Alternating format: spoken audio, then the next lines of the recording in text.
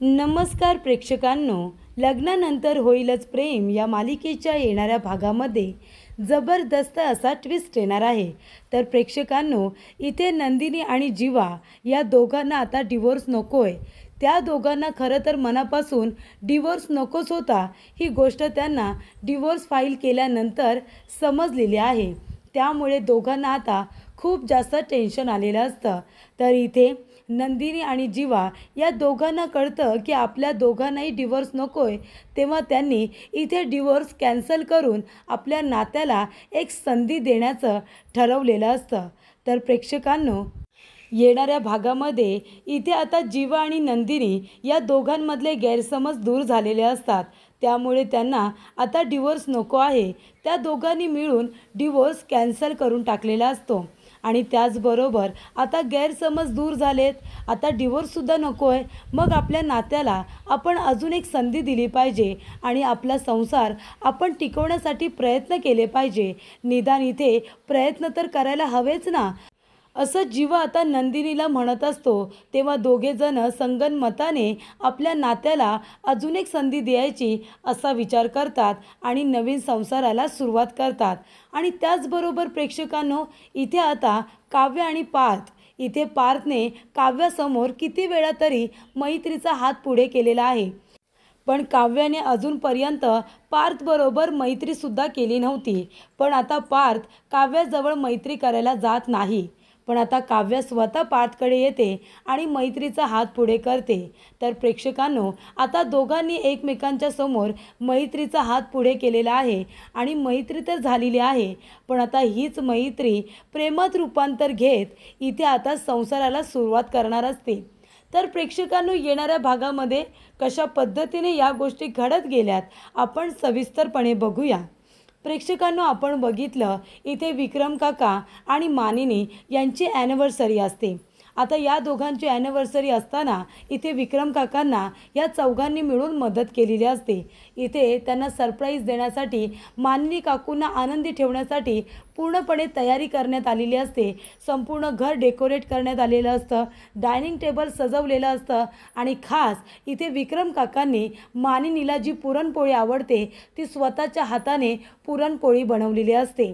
तर इथे आता मानिनीला छान पद्धतीने सगळ्यांनी मिळून सरप्राईज दिलेलं असतं। तेव्हा इथे मानिनीसाठी खास विक्रम काका गजरा घेऊन येतात, तिच्यासाठी गाणं म्हणतात आणि तिच्याबरोबर एक कपल डान्ससुद्धा करतात। तर प्रेक्षकांनो, ह्या वेळेमध्ये इथे विक्रम काका मानिनीला आनंदी ठेवण्यासाठी खूप प्रयत्न करत आहेत, खूप एफर्ट्स घेत आहेत।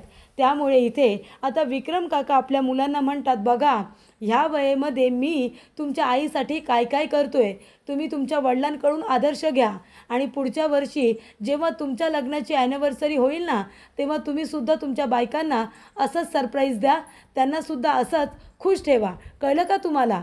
तेव्हा प्रेक्षकांनो, इथे आता विक्रम काकांनी एक युक्ती केलेली असते। तर आपल्या ॲनिव्हर्सरीच्या निमित्ताने त्यांनी इथे फ्रेंडशिप बँड आणलेले असतात आणि विक्रम काका म्हणतात की आमच्या दोघांची ओळख आमच्या कॉलेजमध्ये झाली होती, आमच्या दोघांची ओळख कॉलेजमध्ये झाली होती। आधी आमची मैत्री होती आणि मग मैत्रीचं रूपांतर हे प्रेमात झालं होतं, असं आता विक्रम काका आपल्या सुनांना आणि मुलांना सांगत असतात। आणि मग आमचं लग्न झालं आणि सुखाचा संसारही सुरू झाला, पण मैत्री महत्त्वाची, आमच्या दोघांमध्ये मैत्री होती म्हणून आमचा पाया घट्ट होता। एकमेकांच्या सुखदुःखामध्ये आम्ही नेहमी एकमेकांना सपोर्ट करत होतो, असं विक्रम काका म्हणतात। त्यामुळे आमच्यामध्ये तशी मैत्री होती तशी तुमच्यामध्ये सुद्धा मैत्री झाली पाहिजे आणि म्हणूनच आज आमची 30वी ॲनिव्हर्सरी आहे, त्या निमित्ताने मी फ्रेंडशिप बँड आणलेले आहेत आणि पुन्हा एकदा मी माझ्या बायकोला मानिनीला फ्रेंडशिप बँड घालणार आहे, कारण का आमची मैत्री अशीच आयुष्यभर पक्की राहावी म्हणून। तुम्ही बघितलंत ना, आम्ही दोघेजण एकमेकांच्या पाठीशी किती खंबीरपणे उभे असतो। आम्ही एकमेकांबरोबर भांडतो, पण कधीच आम्ही एकमेकांपासून दूर होण्याच्या गोष्टी करत नाही, कारण आमच्यामध्ये तेवढा विश्वास आहे, आमच्यामध्ये तेवढी फ्रेंडशिप आहे। तेव्हा आम्ही दोघेजण एकमेकांना आता फ्रेंडशिप बँड घालणार आहोत। त्यामुळे तुम्ही दोघांनीसुद्धा एकमेकांना फ्रेंडशिप बँड घालायचे, कारण तुमचंसुद्धा नातं पुढे जाण्यासाठी आधी तुमच्यामध्ये मैत्री तर व्हायला हवी। तुमच्यामध्ये मैत्रीसुद्धा नाही आहे, म्हणून तुमचं नातं इतकं स्ट्रॉंग नाही आहे। तेव्हा आम्हाला असं वाटतं की आमचं नातं जसं इथपर्यंत आलं आहे 30व्या ॲनिव्हर्सरीपर्यंत, तसंच माझ्या मुलांचं, माझ्या सुनेचं संसारसुद्धा 30व्या नाही तर अगदी 100व्या वर्षापर्यंत जायला हवा. बरोबर की नाही मानिनी? तेव्हा इथे मानिनी म्हणते हो, अगदी बरोबर. तेव्हा इथे विक्रम काकांनी आता फ्रेंडशिप बँड दिलेले असतात. तेव्हा ते म्हणतात, पार्थ तू काव्याला फ्रेंडशिप बँड घाल, काव्या तू पार्थला घाल, नंदिनी तू जीवाला आणि जीवा तू नंदिनीला. फ्रेंडशिप बँड बांधायचा म्हणजे बांधायचा. तुमच्यामध्ये आधी घट्ट मैत्री झाली पाहिजे असं आम्हाला वाटतं. तेव्हा प्रेक्षकांनो, इथे आता पार्थ हा गप्प बसतो. हा काही काव्याच्या हातामध्ये फ्रेंडशिप बँड घालायला जात नाही. तेव्हा काव्याला आठवतं किती वेळा तरी पार्थने तिच्यासमोर मैत्रीसाठी हात पुढे केलेला असतो, पण इथे काव्याने त्याला नकार दिलेला असतो. त्यामुळे इथे आता पार्थ काही तिला फ्रेंडशिप बँड घालायला जात नाही. तेव्हा पार्थ म्हणत असतो, पण बाबा तुमची गोष्ट वेगळी आहे. तुमची आधी मैत्री होती आणि म्हणून तुमचा संसार इथपर्यंत टिकला आहे. पण जर आपली इच्छा असेल पण समोरच्या व्यक्तीची इच्छा नसेल आपल्याबरोबर मैत्री करायची, तर ती मैत्री आपण केली पाहिजे का? मैत्री ही आनंदाने झाली पाहिजे. आपण जबरदस्तीने एखाद्या व्यक्तीला आपली फ्रेंड नाही बनवू शकत असं मला वाटतं. कारण मैत्रीचं नातं हे खूपच जास्त निर्मळ असतं, प्युअर असतं. त्याच्यामध्ये कुठलंही बंधन नसतं. त्यामुळे मला असं वाटतं की मैत्री ही त्याच व्यक्तीबरोबर केली पाहिजे ज्या व्यक्तीला आपल्याबरोबरसुद्धा मैत्री करावीशी वाटते. नाहीतर जबरदस्तीने मैत्री होत नाही, कारण ती पुढे चालतच नाही असं पार्थ म्हणतो. तेव्हा काव्याला कळतं की पार्थ हे सगळं माझ्यासाठी बोलतोय. पण प्रेक्षकांनो, इथे नंदिनी जीवाला फ्रेंडशिप बँड बांधते आणि इथे जीवासुद्धा नंदिनीला फ्रेंडशिप बँड बांधतो. त्यानंतर इथे काव्या लगेचच पार्थला म्हणते, पार्थ फ्रेंड्स. तेव्हा इथे पार्थ म्हणतो, नाही नको, तुमची इच्छा नसेल तर मला तुमच्याबरोबर इथे फ्रेंडशिप करायची नाही आहे. तेव्हा प्रेक्षकांनो, इथे मानिनी आणि विक्रम काका यांची ॲनिव्हर्सरी असते, त्यामुळे आता दोघेही गप्प बसतात. त्यानंतर इथे छान अशी तयारी केलेली असते. संध्याकाळी आता सगळे गेस्ट येणार असतात आणि कार्यक्रम होणार असतो. तेव्हा इथे सगळेजणं आपापल्या रूममध्ये आता तयार व्हायला जातात. त्याआधी इथे आता जो केक बनवलेला असतो, इथे नंदिनीने तो केक विक्रम काका आणि मानिनी दोघेजणं मिळून कट करतात आणि इथे ॲनिव्हर्सरी सेलिब्रेट करायला सुरुवात करतात आणि संध्याकाळी हा मेन कार्यक्रम ठेवण्यात आलेला असतो. तेव्हा इथे काव्य आणि पार्थ दोघेजणं आपल्या रूममध्ये असतात. तेव्हा इथे काव्य पार्थकडे जाते आणि म्हणते, पार्थ मला माहिती आहे तुम्ही खूप वेळा माझ्याबरोबर मैत्री करण्याचा प्रयत्न केला होता आणि मी तुम्हाला म्हणाले होते की माझे फ्रेंड्स मी स्वतः निवडते, असं मी तुम्हाला सांगितलं होतं ना. म्हणूनच मी तुम्हाला आता एक गोष्ट सांगते पार्थ, मी तुम्हाला माझा मित्र म्हणून निवडलं आहे. तेव्हा इथे पार्थ म्हणतो, त्याची गरज नाही आहे. तुम्ही हे सगळं गिल्टमध्ये करत असाल ना, तर मला तुमची मैत्रीसुद्धा नको आहे. मला काही नको आहे आता तुमच्याकडून. तेव्हा काव्य म्हणते, पार्थ प्लीज, मला माहिती आहे तुम्ही माझ्यावरती रागवलात, पण मला एक चान्स द्या ना. मैत्रीमध्ये जर आपले मित्र चुकले तर आपण त्यांना माफ करतो आणि एक चान्स देतो ना, की लगेच आपण आपल्या फ्रेंड्सला सोडून निघून जातो. असं तर होत नाही ना. मग ती फ्रेंडशिपच कुठली जर आपण एकमेकांना चान्स नाही दिला तर? तेव्हा पार्थ म्हणतो, पण आपल्यामध्ये फ्रेंडशिप नव्हतीच कधी. तेव्हा काव्य म्हणते, तीच तर मला करायची आहे ना. मलासुद्धा तुमच्यासारखी मैत्री करायची आहे आणि ती निभवायचीसुद्धा आहे. खरंच पार्थ, मी मनापासून तुमच्याजवळ इथे मैत्री करण्यासाठी आली आहे. आणि ती स्वतः आता मैत्रीसाठी हात पुढे करते. तेव्हा इथे पारची इच्छा नसते, पण आता काव्याला जर बरं वाटणार असेल आणि हे अंतर थोडं तरी कमी होणार असेल तर तो आता मैत्रीचा हात पुढे करतो. तेव्हा इथे काव्य पारच्या हातामध्ये आता फ्रेंडशिप बँड बांधते आणि त्यानंतर इथे पारसुद्धा तिच्या हातामध्ये फ्रेंडशिप बँड बांधतो. तर इथे फायनली प्रेक्षकांनो, इथे दोघांमध्ये निदान मैत्री तरी झालेली आहे.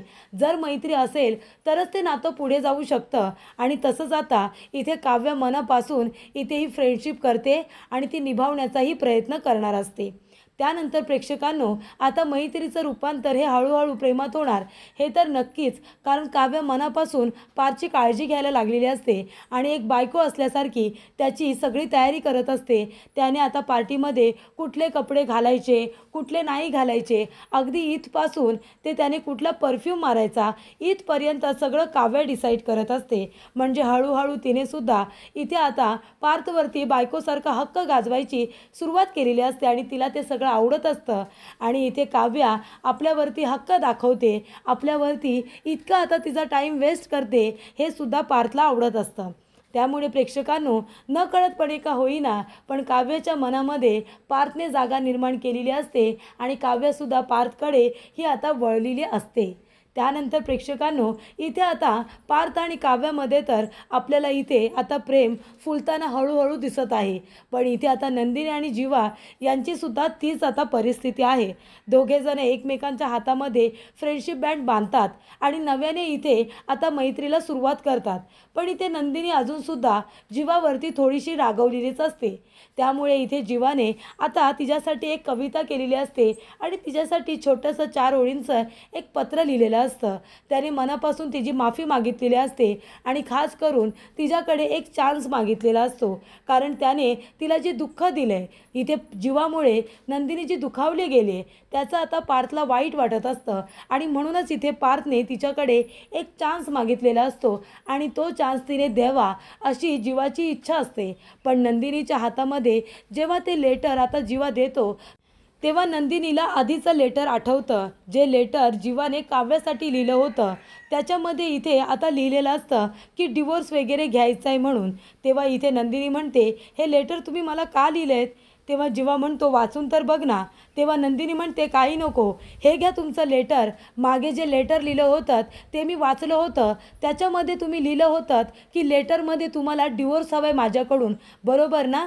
ते लेटर मी वाचलं होतं तर गोष्ट ही डिवोर्सपर्यंत पोचली होती. आता काय माहिती याच्यामध्ये काय लिहिलं असेल आणि अजून आपलं नातं कुठे जाऊन पोचेल ते. मला आता कुठलीही चिठ्ठी वाचायचीच नाही आहे. तेव्हा नंदिनी म्हणत असते, त्या लेटरमध्ये मला डिवोर्स हवा आहे, मला नंदिनीला मोकळं करायचं आहे, मला या नात्यातून मोकळं व्हायचं आहे असं म्हणाला होतात ना, तेव्हा मी तुम्हाला डिवोर्स दिला आहे. तेव्हा इथे आता जीवा म्हणतो, काय ते लेटर तू वाचलं होतंस? आणि तो म्हणतो की नंदिनी, अगं तू चुकीचं लेटर वाचलं होतंस, ते लेटर तुझ्यासाठी नव्हतंच. कुठलं लेटर वाचलं होतंस तू? तू चुकीचं लेटर वाचलंस नंदिनी, असं आता जीवा म्हणतो. तेव्हा नंदिनी म्हणते, म्हणजे तुम्हाला डिवोर्स नको होता का? तेव्हा इथे जीवा तिच्याजवळ जातो आणि तिला विचारतो, म्हणजे तुलाही डिवोर्स नको होता का मनापासून? तेव्हा इथे नंदिनी आणि जीवा एकमेकांकडे बघतच राहतात. तेव्हा नंदिनी म्हणत असते, जीवा, मला डिवोर्स का हवा असेल? जर मला डिवोर्सच घ्यायचा होता तर मी लग्नाच्या पहिल्याच दिवशी घेतला असता. पण मला हे नातं टिकवायचं होतं, मला तुमच्याबरोबर संसार करायचा होता. मला माहिती आहे तुमचं माझ्यावरती प्रेम नव्हतं आणि ते कसं असेल? माझं तरी तुमच्यावरती प्रेम होतं का? तुम्हाला आधी एक मुलगी आवडायची, माझं तसं नव्हतं, माझं अरेंज मॅरेज होतं. त्याच्यामुळे ज्याच्याबरोबर माझं लग्न झालं ते अरेंज मॅरेजच आहे आणि त्यांच्याबरोबर मी संसार केला असता तसा मी तुमच्याबरोबर करते. आपलं काही प्रेम होतं का? नव्हतं ना. तरीसुद्धा मी संसार करण्याचा प्रयत्न करत होते ना. तुमच्या मनामध्ये जागा मिळवण्यासाठी नाही, तुम्हाला आनंदी ठेवण्यासाठी मी एवढे एफर्ट्स घेत होते. पण शेवटीला तुम्ही त्या मुलीला विसरलात नाही आणि मला तिची जागा नाही, मला माझी जागासुद्धा दिली नाहीत. तेव्हा इथे नंदिनी म्हणते, त्या लेटरमुळे मला असं वाटलं की तुम्हाला डिवोर्स हवा आहे म्हणून मी डिवोर्स फाईल केला तुमच्या आनंदासाठी. नाहीतर डिवोर्स घेऊन कुठल्या मुलीला आनंद होतो का? आई बाबा म्हणाले ते अगदी बरोबर आहे. आपण आपल्या नात्याला कितीसा वेळ दिला? 1 महिना 28 दिवस. 1 महिना 28 दिवस आपण तर भांडूनच काढला. आपण एकमेकांना कधी समजून तरी घेतलं का? तेव्हा मी आनंदाने तुम्हाला डिवोर्स देईन. तेव्हा जीवा म्हणतो, म्हणजे तू मनापासून हा डिवोर्स दिलेला नाही आहेस ना? तुलासुद्धा नको आहे ना डिवोर्स? तेव्हा नंदिनी म्हणते, का तुम्हीसुद्धा मनापासून हे बोलताय का? तुम्हालासुद्धा डिवोर्स नको आहे माझ्याकडून? तेव्हा जीवा म्हणतो, नको आहे, मला तर एक संधी हवी होती आणि त्यासाठी तर मी हे लेटर लिहिले तुझ्यासाठी की मला एक संधी हवी आहे. आपलं नातं इथे टिकवण्यासाठी मलासुद्धा प्रयत्न करायचे आहेत. आईबाबांनी इथे आता 30वी ॲनिव्हर्सरी सेलिब्रेट करतायत, मग आपण साधी एकसुद्धा नाही करावी? 1 महिना 28 दिवस. खरंच त्याच्यामध्ये तू माझं मन जिंकण्याचा प्रयत्न करत होतीस, पण मी तुझ्यासाठी काहीही केलेलं नाही आहे. म्हणजे आई म्हणत होती ते अगदी बरोबर होतं. म्हणजे आपण एकमेकांना ओळखण्यासाठी एवढा कितीसा वेळ दिला आहे. आपण तर इथे 1 महिना भांडणामध्येच घालवला. म्हणजे मी तरी, तू तर माझ्याबरोबर चांगलीच वागत होतीस, पण मी कुठे चांगला वागलो? मी तर तुझ्यासाठी काहीच केलेलं नाही आहे. मी तुला समजूनसुद्धा घेतलेलं नाही आहे. त्याच्यामुळे मलासुद्धा असंच वाटतं आहे की आपण डिवोर्ससाठी जरा घाईच केली. आपण एकमेकांना वेळ द्यायला हवा होता, एकमेकांना समजून घ्यायला हवं होतं. तेव्हा प्रेक्षकांनो, इथे आता जीवा म्हणतो की माझी इच्छा होती की तू डिवोर्स देऊ नये. मी तुला थांबवण्याचा सुद्धा प्रयत्न केला होता, पण तू माझं काही ऐकूनच घेतलं नाहीस आणि सरळ तू डिवोर्स पेपर माझ्या हातामध्ये दिलेस. मला जर तुला डिवोर्स द्यायचा असता तर मी डिवोर्स पेपर तयार करून आणले नसते का? मी स्वतःला वेळ दिला होता. तुझ्याकडून मी वेळ मागणार होतो आणि त्याआधीच तू मला डिवोर्स पेपर दिलेस. मी माझे प्रयत्न सुरू केलेच होते, पण तू मला संधीच दिली नाहीस. मी तुझ्यासाठी कविता करायला लागलो होतो, तुझ्यासाठी नाश्ता बनवायला लागलो होतो. तुला इथे आवडतं ना, मी तुला पिकअप आणि ड्रॉप केलेलं त्याचीसुद्धा मी सुरुवात केली होती ना नंदिनी. पण तू मला वेळ दिलास का? मी मान्य करतो माझं चुकलं. आधी माझं खूप चुकलं, पण नंतर मी माझी चूक सुधारण्याचा प्रयत्न करतच होतो. पण त्यावेळेला तू माझा चांगुलपणा बघितलासच नाहीस आणि तू डिरेक्टली माझ्या हातामध्ये डिवोर्स पेपर ठेवलेस. मग त्यानंतर मी कसे काय प्रयत्न करणार होतो तुझं मन जिंकण्यासाठी? आधी तू माझ्यासाठी खूप एफर्ट्स घेतलेस, मला माहिती आहे. तू खूप प्रयत्न केलेस आपला संसार टिकवण्यासाठी. बायको म्हणून तू सगळी कर्तव्य पार पाडलीस. अगदी माझी काळजी घेण्यापासून तू सगळं केलंस, पण मी तुझ्यासाठी काही केलं नव्हतं. आणि जेव्हा ते मला रिअलाईज झालं आणि मी माझी चूक सुधारायला गेलो, तेव्हाच तू माझ्याबरोबर डिवोर्स घेतलास. मग मी तरी काय करणार होतो? मला असं वाटलं की मी तुला दुखावलं आहे आणि म्हणून तू डिवोर्स घेतेस. तुला त्या नात्यातून मोकळं व्हायचं आहे, म्हणून तुझ्या आनंदासाठी, तुझ्यासाठी मी त्या पेपरवरती सही केली होती, मनापासून नाही. तेव्हा नंदिनी म्हणते आणि मी डिवोर्ससुद्धा तुमच्यासाठी दिला आहे. मी मनापासून तुम्हाला डिवोर्स देणार नव्हते. तेव्हा इथे प्रेक्षकांनो, आता इथे नंदिनी आणि जीवा हे दोघेजण एकमेकांच्या मनातलं बोललेले असतात.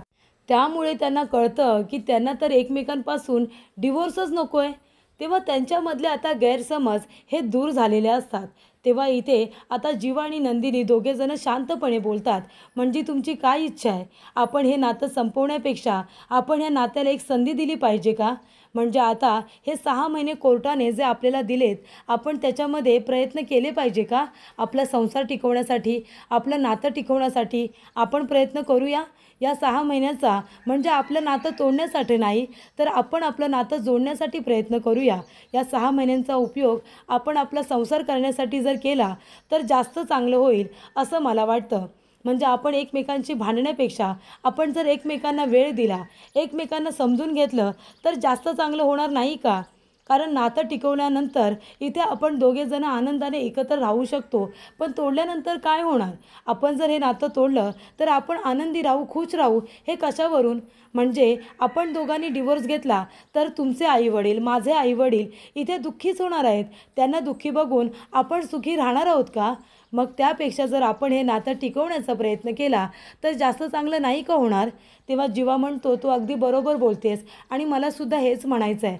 तेव्हा आपण एक काम करूया, हे जे 6 महिने आपल्याला भेटलेत ना, हे आपण संसार तोडण्यासाठी नाही तर जोडण्यासाठी त्याचा उपयोग करूया. आणि वेळ आली ना तर आपण डिवोर्ससुद्धा कॅन्सल करू, असं आता नंदिनी आणि जीवा म्हणतात. आणि त्या दोघांनी मिळून पुन्हा एकदा आपल्या नात्याचा इथे विचार केलेला असतो. आपल्या नात्याला एक संधी दिलेली असते. आता दोघांमध्ये मैत्री तर झाली आहे, पण आता इथे नातं कसं टिकवायचा याचा त्यांचा विचार सुरू असतो आणि त्यासाठी दोघांनीही प्रयत्न सुरू केलेले असतात.